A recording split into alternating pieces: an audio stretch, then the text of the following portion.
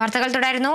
ഇടുക്കി ഇടമലക്കുടിയിൽ പനി ബാധിച്ച 5 വയസ്സുകാരൻ മരിച്ചു. മൂർത്തി ഉഷ ദമ്പതികളുടെ മകൻ കാർത്തിയാണ് മരിച്ചത്. ആശുപത്രിയിലേക്ക് പോകും വഴിയാണ് കുട്ടി മരിച്ചത്. വിവരങ്ങളുമായി ബിനീഷ് ആന്റണി ചേരുന്നുണ്ട്. ബിനീഷ്, ഇടുക്കി ഇടമലക്കുടിയിലാണ് ഇപ്പോൾ പനി ബാധിച്ച 5 വയസ്സുകാരൻ മരിച്ചിരിക്കുന്നത്. വിശദാംശങ്ങൾ എങ്ങനെയാണ്? കർത്തു, വളരെ സങ്കടകരമായ ഒരു വാർത്ത തന്നെയാണ് റിപ്പോർട്ട് ചെയ്യേണ്ടിയിരുന്നത്. കാരണം ഒരു പനി ബാധിച്ച് 6 വയസ്സുകാരനാണ് മരിച്ചിരിക്കുന്നത്. കാരണം കഴിഞ്ഞ ഒരാഴ്ചയായി കുട്ടി പനി ബാധിച്ച വീട്ടിലായിരുന്നു.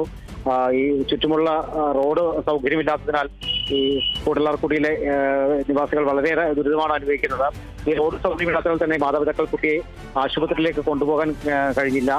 ഈ സാഹചര്യത്തിലാണ് ഇന്നലെ കുട്ടിയുടെ ആരോഗ്യം കൂടുതലായി വഷളായത്. ഇതിനെ തുടർന്ന് മാതാപിതാക്കൾ കുട്ടിയെ ചുമന്ന് വനത്തിലൂടെ സഞ്ചരിച്ച് ആൻകുളം വഴിയാണ് മാങ്കുളം അടിമാലി സർക്കാർ താലൂക്ക് ആശുപത്രിയിലേക്ക് കൊണ്ടുപോകുന്നതിനിടയിലാണ് ആ കുട്ടി ദാരുണമായി മരിച്ചത്. എന്നാലും മൃതദേഹം പോസ്റ്റ്മോർട്ടത്തിനായി ഇടുക്കി മെഡിക്കൽ കോളേജ് ആശുപത്രിയിലേക്ക് മാറ്റിയിട്ടുണ്ട്.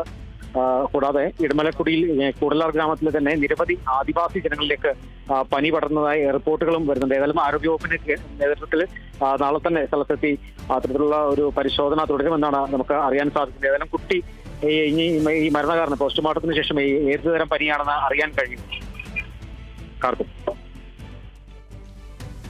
ശരി, ഇടുക്കി ഇടമലക്കുടിയിലാണ് പനി ബാധിച്ച 5 വയസ്സുകാരൻ മരിച്ചിരിക്കുന്നത്. മൂർത്തി ഉഷ ദമ്പതികളുടെ മകനായ കാർത്തിയാണ് മരിച്ചത്.